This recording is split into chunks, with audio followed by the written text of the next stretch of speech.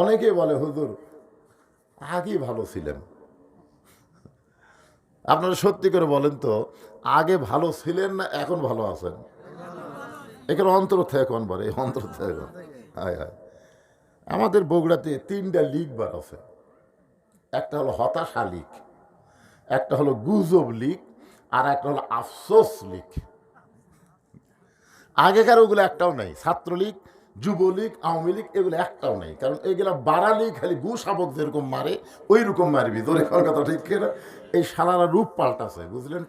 পাল্টে এখন নাম হচ্ছে গুজব লীগ। একটা হলো হতাশা লীগ। আফসোস করে আগেই ভালো আছিলেন। আপনারা বলেন এই হাসানপুর মাহফিলে আমাকে আসতে দিছে আড়াই বছর, তাহলে আগে কেমনে ভালো ছিলেন? মাইক এখানে কথা টানতেছে না। এই মাইকও তো ওয়াজ করা খুবই কঠিন, গলা টানেলে চলে আসতে যে খুব কষ্ট। এই মাইক আলা ভাই কুটির এরকম হচ্ছে কেন? হ্যাঁ, মাইকের কথা একেবারে টানতেইছে না, কথা জোরে বলা লাগতেছে।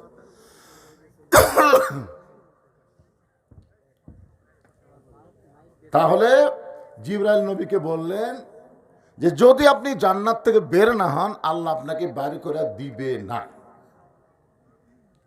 সঙ্গে সঙ্গে আল্লাহ নবী বললেন, জিবরাইল, আল্লাহ যদি আমাকে জান্নাতে থাকার জন্য ঢুকতে বলতেন আমি জান্নাতে ঢুকতামই না।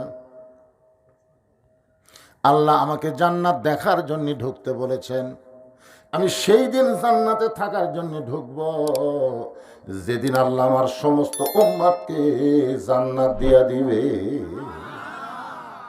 এখন আপনারা কোন, যেই নবী জান্নাতের মধ্যে ঢুকাও আমাকের কথা বলেনি, আর এখনকার নেতারা সংসদে গেলি আর আমাদের কথা মনে থাকে না। তা আপনারা কোন নেতা ধরবেন? কোনটা? জান্নাতের মধ্যে গিয়েও যেই নেতা আমাদের কথা বলে না, সেই নেতাকে গ্রহণ করার কথা আছে না নাই? যেরকম আছে। আল্লাহ কোরআনে বললেন, কুল, হে রাসূল আপনি বলেন, ইন কুনতুম তুহিব্বুনাল্লাহ ফাত্তাবিউনি ইউহিব্বুকুমুল্লাহ ওয়া ইয়াগফির লাকুম যুনুবাকুম ওয়াল্লাহু গফুরুর রহিম।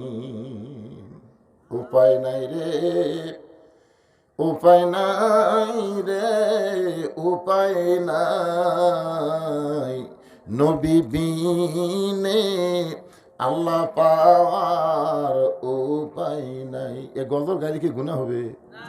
তাহলে সবাই একটু আমার সঙ্গে সুর লাগায় বলেন, উপায় নাই রে, উপায় নাই রে, উপায় নাই, নবী বিনে আল্লাহ পাওয়ার উপায় নাই।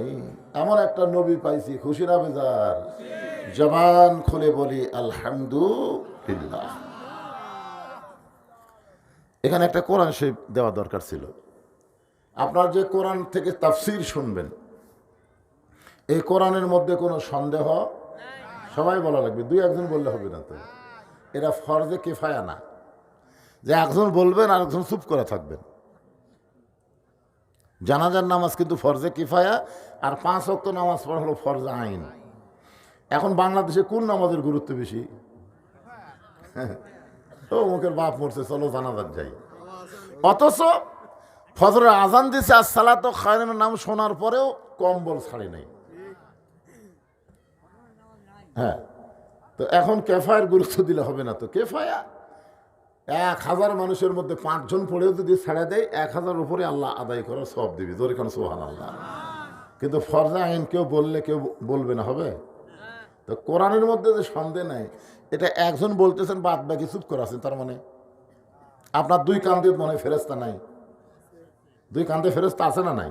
তা আপনি যদি মুখ বন্ধ করে থাকেন, ফেরেশতা তো আল্লাহর সাথে সাথে বলবে আল্লাহ বক্তা বললো কোরআনে সন্দেহ নাই, এরা যে চুপ করে থাকে এরা কারা?